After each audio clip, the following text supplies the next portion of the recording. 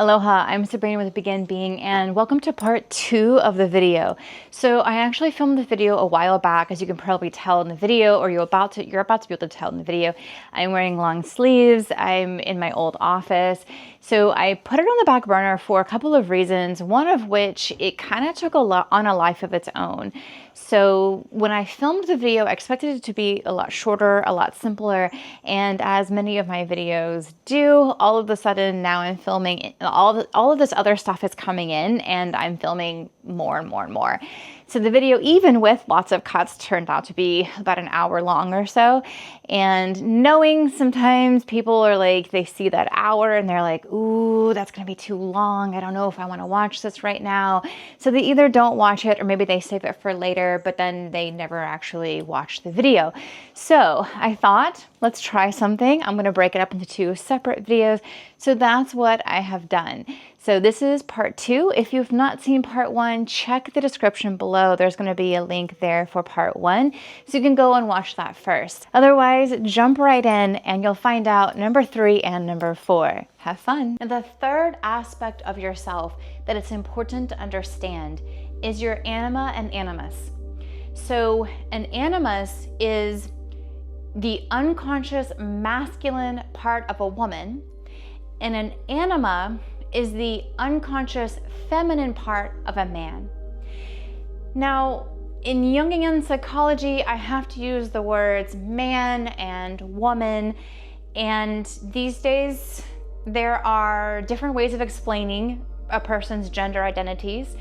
Just for this video, we're going to keep it simple. We're going to keep it how Jung explained it. Otherwise, the video will go all over the place. So please forgive me if you do not identify specifically as a male or female. This still applies to you as far as the energies that you take in. Again, the psychology of it uses those particular labels, those terms. And for you, please just think about how you internalize the information, whether you feel more of what particular energy you feel more of. Now for the anima animus, it's like it's who you want to be, but who you don't think you can be. So for me, I'm a trainer. So I teach NLP, Neurolinguistic programming, and I also teach Huna, which is like an ancient Hawaiian energy healing technique. And there was a certain point to where there was this particular trainer who I really admired, who when she went on stage, she just was able to completely go into her feminine. Now, here's the thing about training, about teaching. When you're on stage, you actually technically have to be more in your masculine. You have to be more in the masculine energy because you have to be able to control like the energy in the room. If you're doing energy work, if you, in other terms, you just, when you're presenting something, when you're teaching something, when you are speaking about something, you then have to be able to communicate in more of a masculine type energy for them to understand the situation, or for them to understand what you're teaching them. For her, she was able to beautifully bring in this like feminine type energy while still remaining in the masculine. And I was like, oh wow, that's beautiful. And especially because my teachers, the people who taught me, were like, it was more male. So my mentor is a male. And so with him, I'm constantly seeing more of like the masculine. So when I first started teaching, I was more in the masculine. And I because that's how you learn. Like I was mentoring from him, and so that's how I was learning. And then I saw her and I'm like, oh, look at the way she's still in her masculine, but she's able to bring in that feminine energy. And in the beginning, I was like, ooh, I don't do that. Can I do that? And so there almost became this part where I was going into this like, I can't be as good as her. Like she is way better than me, and nope, I can't do that. That's so you put somebody up on a pedestal. You put someone on a pedestal, so it's in like a shadow is like who you are not, like that's what you like don't want. The animus is like what you do want, but maybe you don't think you can have it. Often the way this shows up in a romantic relationship is you sometimes will attract someone who has something that you don't have that you want. You attract that person, the two of you come together and you're like, oh, this is the perfect relationship because he has this and she has that, and okay, we're gonna be able to learn from each other. So say for example, you have a couple and they come together and she is really good at saying what's on her mind. Like she will say whatever her needs are, whatever she wants, she just says it. And then he comes in and he sees this and he's like, oh, how can she do that so easily? Like that is beautiful. Like someone will say something and she's just like, no, that's gonna affect my boundaries, and no, she's just amazing at setting boundaries. And he's like, I can't ever tell people what I want. How does she do that? Like, I don't understand. Like, how is she doing this? I'm exaggerating a little bit, but basically what happens is like they come in and they both have these different things. Now, maybe there's something that he has that she wants. Like he's really good at singing, right? I'm using this because I would love to be a better singer. Like I'm not the best singer. So if I met a man who is like an amazing singer, I'd be like, ooh, maybe he could teach me. I don't want to learn singing that bad to create a whole relationship over it. And it's at the same time, like that's what can kind of happen. I'm using kind of an silly example because it's what popped into my head. But let's just say she's an amazing singer. He's an amazing singer. She's an amazing like boundary holder, right? They both want those different things. So they attract each other like a magnet. And they're like, yes, she can teach me to be more assertive. And he's like, yes, he can teach me to be a better singer. And so they do. So he teaches her, like now she's just singing like an opera star, and he's just setting boundaries left and right. Well, what can happen is then they kind of don't need each other anymore. And if the relationship is built on that, then the relationship will kind of start to dissolve. Unless, of course, they find something else to build the relationship upon. But that's what you see in many relationships that start off so strong, and then they kind of like start to fizzle out. Or there's another example of, you see this happening sometimes with people who get into a relationship to where like the man is maybe like their breadwinner and the woman comes in, you know, this is stereotypical type relationship, right? But it's you see this kind of, it's like a pattern that has run in the past, like with many people. You know, the man is the breadwinner, the woman comes in and she's like, oh, he can take care of me and all of these different things. And so he is like, oh, I want to take care of her. So it's this harmonious match. But in the meantime, she's like, oh, well, I mean, I kind of want to be able to have my own life. I kind of want to be able to have my own job and do my own stuff. And so maybe she's like going to school, she gets her degree, and now she's, a star in her own field. She's now maybe either the breadwinner or they're now maybe more equals in that area. But then he doesn't have that, she doesn't need me anymore. So then he goes off and he has an affair with the secretary because the secretary needs him. The secretary, she allows him to take care of her. And, it's that old story. And the marriage falls apart, right? So there has to be something else to be able to keep the relationship together.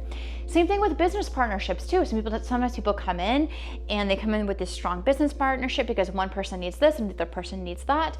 Business partners though, it doesn't tend to be as much of a problem because they tend to kind of stay in their own lanes. If they start to cross lanes though, then yes, they would need something like hopefully the business, and hopefully they can find other ways to be able to feed each other, because relationships need food. They need food to be able to stay healthy, just like just like anything else. The relationship has this energy and this life of its own. So you have to nourish it and take care of it as well. Now, the thing about the anima animus is to recognize if you are holding something up on a pedestal. Because the more you hold something on a pedestal, the more this will get activated. And the more it's like, it kind of starts going like this. Like it gets higher and higher and you think you're getting lower and lower. And so then you can never accomplish that. So for example, with me and that other trainer, I actually talked to her about it because we are in this business of change, of growth, of physical growth and development and our personal growth and development. And so we do have this growth mentality. And so I actually went up to her and I was like, so I think you're on a pedestal for me. And we laughed about it because, we do this work. And so we laughed about it. And she's like, well, you need to stop that right away. I'm like, yeah, I know. And so we had a conversation about it. And because we were able to have that conversation, I was able to open up to where I'm like, ooh, I think this pedestal is like kind of like growing. And then I was able to recognize in myself the ways that I was actually modeling her too. And what's super interesting about this is when you're harmonizing these things, when you're harmonizing your shadow and you realize, wow, that person eating those French fries, that doesn't trigger me anymore. When you have that realization, the universe, your source kind of does a couple of different things. For one, it'll test you.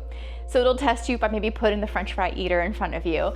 And then if you're still like, seriously? You supersize that? Like, if you're still in that mindset, then you realize, crap, I still have more work to do.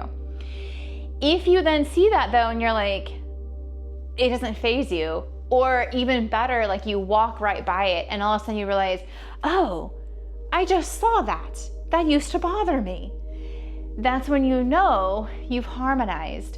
So with the whole situation about me putting the other trainer on a pedestal, after I had that conversation with her and I was like, oh my goodness, I realized this is starting to happen. After I had that conversation with her, guess what happened? So the next training that I was at, a woman came up to me and she goes, this is like one of my students, the student comes up to me and she goes, Sabrina, I absolutely love your teaching style. There are so many like men in this type of environment, and even the women that I learn from, everybody's so much in their masculine energy. Thank you so much for bringing feminine energy into your teachings. Like I really learned a lot from you. And it turns out she was actually struggling with a feminine thing because she was trying to move into a position where she was having her own retreats and like having her own events. And she was like, I don't want to be in my masculine energy, but that's all I see. All I see is people being in their masculine energy. So she told me this whole story. And she said, thank you for being a model to where, yes, you can bring in feminine energy. So she actually felt my energy shift. The universe presented her in front of me to be able to like give me information, like feedback of, hey, good job. You're doing exactly what you wanted. And get this, it happened at other events. So now going forward, it's happened, like multiple females have come up to me, even males actually have come up to me and commented on my femininity when I teach. So that's what can happen when you harmonize this versus just ignoring it and letting it grow and letting it fester. So the way to harmonize the anima animus is to be able to realize that if you are seeing someone on that pedestal, if you can see them there, that actually means you have it within you. If you didn't have it within you already, you wouldn't be even seeing it. So if I didn't have the ability to bring in the feminine energy into my training, I wouldn't have even seen it in that other trainer. To me, I've just been like, oh, she has her own teaching style, that's cool, whatever. I wouldn't have even seen it. So if you are seeing it in someone else, if you can see that pedestal, that actually means you have it inside of you already. So to harmonize it, you recognize it within yourself and you bring that out in front of you. And most importantly, take them off of the pedestal. Now, the other thing to recognize about the anima animus is going back to when you have it in a romantic relationship. So one of the ways to think about this in a romantic relationship is whenever you first have intercourse with someone, you are bringing their energy into your energy and vice versa. You are connecting with their energy. Now, what can happen is whenever that energy exchanges on such a powerful level like that, you actually activate the anima animus within each other.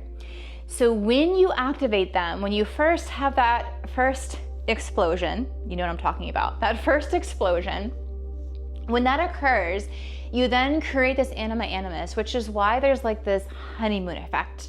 Which is why, like, when you first kind of get into that relationship and it's new and you're first starting to have sex and all of these wonderful, amazing feelings, you are on cloud 9. You think this person is the most amazing person ever.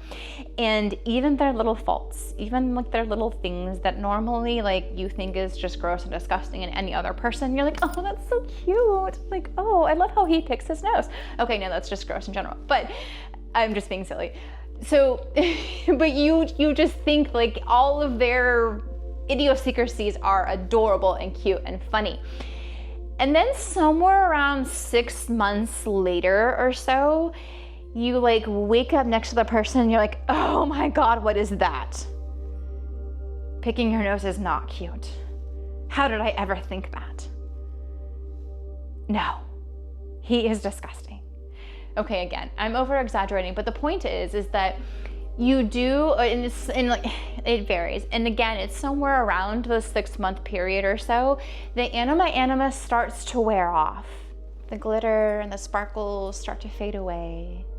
And all of a sudden you start realizing all of the things this other person is doing. Maybe it's pushing against your boundaries.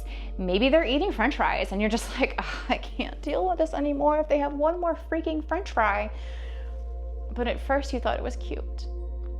What's actually happening is you are taking off your rose-colored glasses and you're getting to know the person. At that point, you're actually getting to know who they really are, and does that person, who they really are and who you really are they actually a match? Do they actually fit together? And the good news is a lot of times they do, and the relationship works out perfectly and wonderfully. And here's the thing though, if at about that 6 month period you're going, ooh, who is this person? I don't recognize this person at all. A couple of things are going on there. Either, like I was saying earlier, you attracted them because there's something that you like initially wanted, and now you're seeing all of their things that you don't want as well. Whereas before there was the rose-colored glasses, so you couldn't see the things that you don't want. All you saw was the thing that you wanted. So that could be happening. The other thing that could be happening is that you're just simply seeing some of the things that are like, you know, I mean, that's okay. And for you, those things, maybe you're okay with people picking their nose. That's fine if that's maybe a fetish for you. I don't know, I'm not judging. Point is that when you do get through that period of adjusting, like everything's wonderful and amazing, and then you get in your first fight, please don't think that it's done, that it's over. All relationships, like I said, they require food. They require nourishment. They require to be nurtured and to be taken care of. So when you get in that first fight, or when you finally hear him fart or snort or any of those other things, or she does this weird cackle laugh that she had never done before, and you're like, what is this? It's okay. They're human. Forgive them. Get over it, right? Like, accept them for who they are. And if you think you need to change the person, then they're not the person for you. Now, there's a huge difference between growth and change. So if a person is treating you poorly, then yes, they need to grow. They need to work on themselves, because that's not acceptable. There's a difference between, like, they really like watching Sunday night football and you're like, no, I can't have that in my life. Okay, well then they're not the person for you. they don't need to stop doing what maybe their favorite thing is, then they're not the person for you, because someone else is going to be on that couch with them watching the football. The important thing to think about with animus is just work on yourself. Who are you?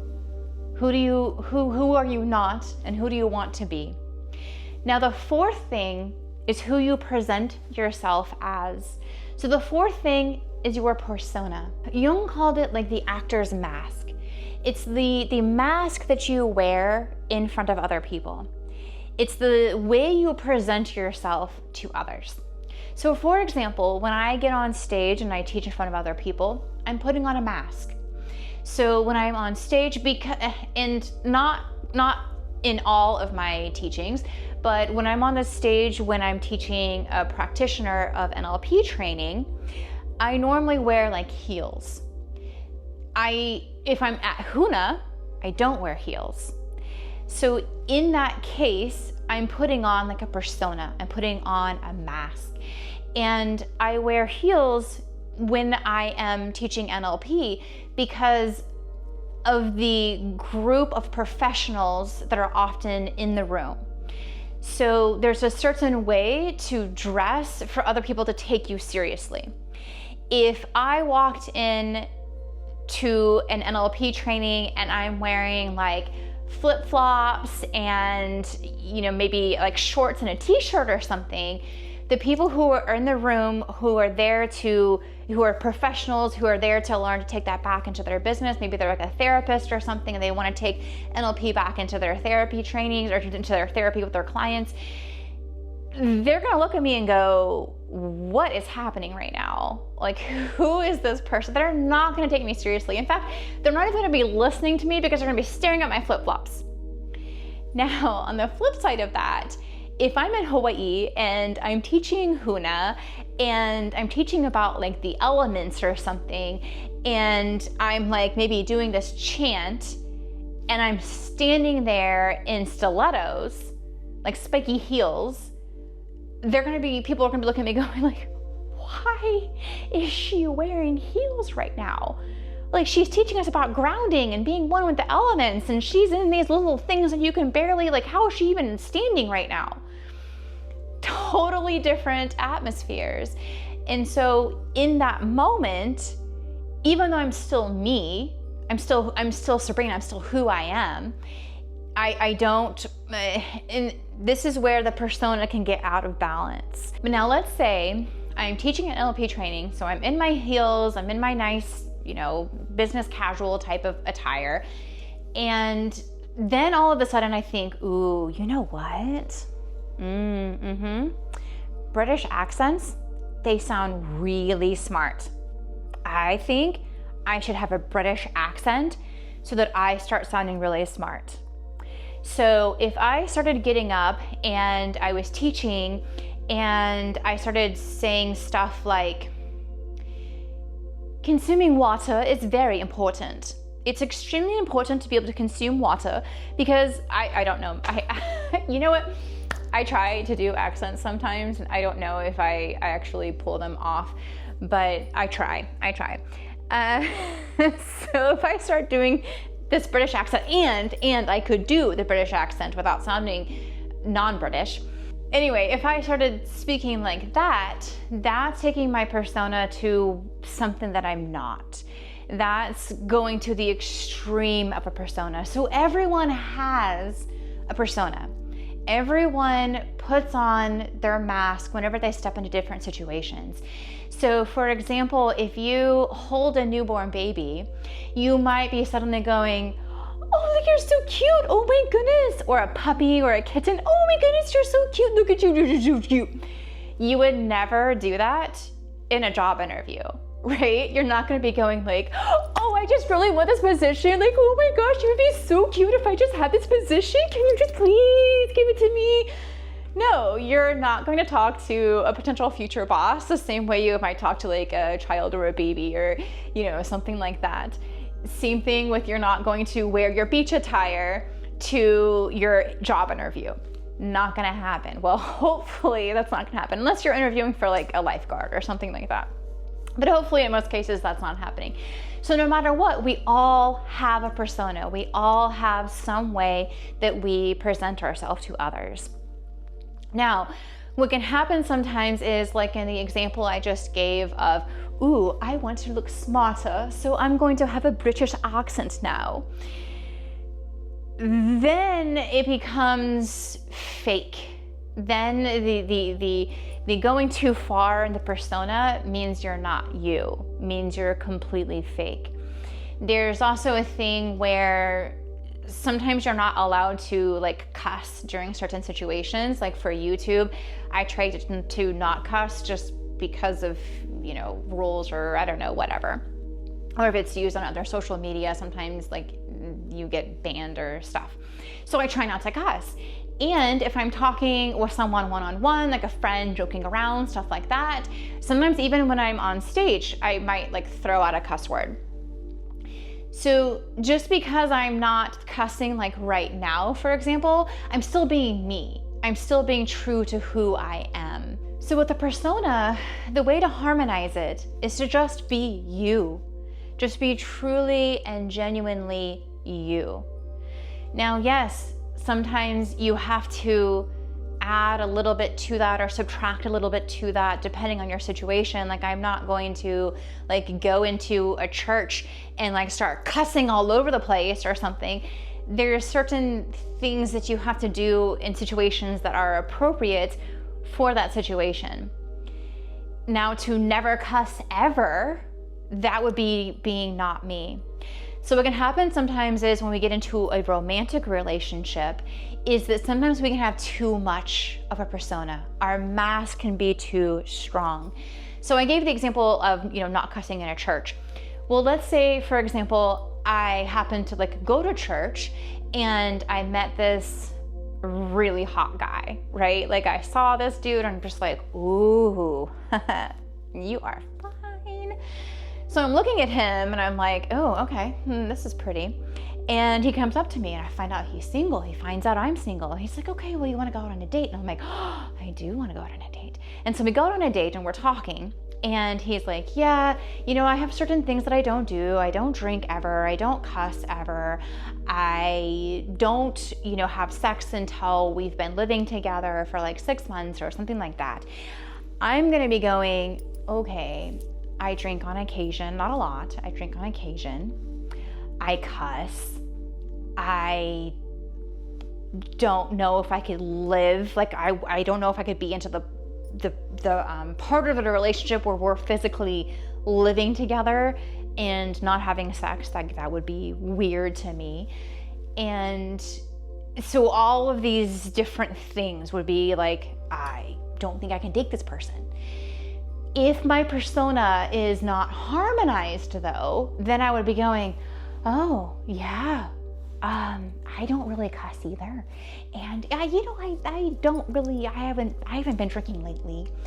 And the no sex, that's fine with me. I'm fine with that. And then a little bit later, your real personality starts coming out, because then all of a sudden your friends want to go out and, you know, maybe maybe it's girls' night out or something, and maybe your friends are having some glasses of wine with each other on girls' night out.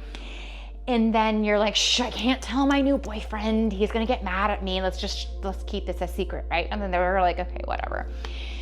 And so you think it's gonna be fine, but someone takes a picture and there's like, you don't realize it, but you have a wine glass in your hand or something, and then he ends up seeing the picture and he's like, what is this?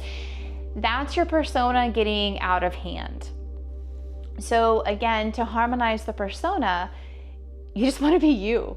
It's the most simplest thing, and yet sometimes we get so far away from this one. This one is sometimes, especially because there's certain situations where maybe you have some baggage, or maybe you have some past like trauma or something that you went through, or maybe you have something to where you think you need to show up a certain way, you think you need to be a certain person.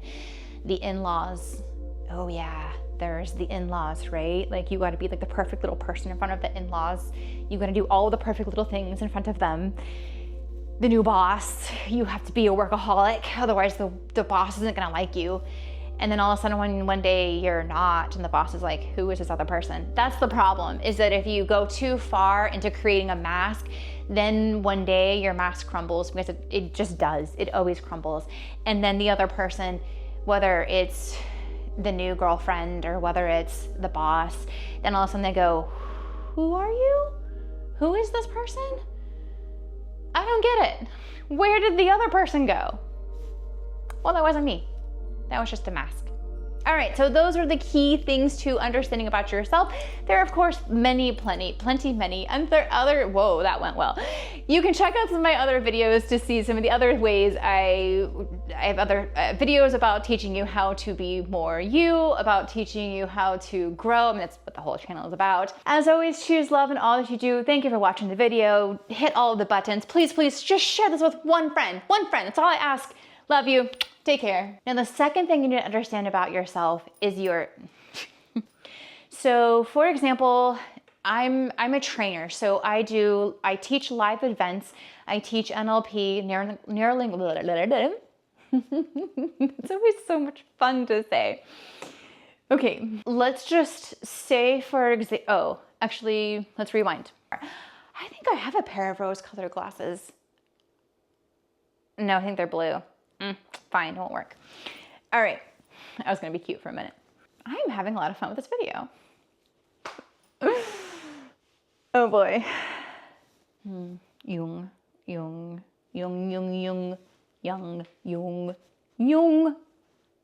So hard to say. I have to like hear, hold on. I'm gonna YouTube a British accent for a second so that I can like proper, no, not pepper. Proper British. Oh, let me do female. Actually, oh, I know what to do. So there's this really funny saying that one of my friends like a long time ago said this. It's like a British accent thing. But anyway, it's William the boat when the boat tipped over. No, silly, I was in the water. Anyway, I don't know how that just sounded, but we'll see when we watch the recording.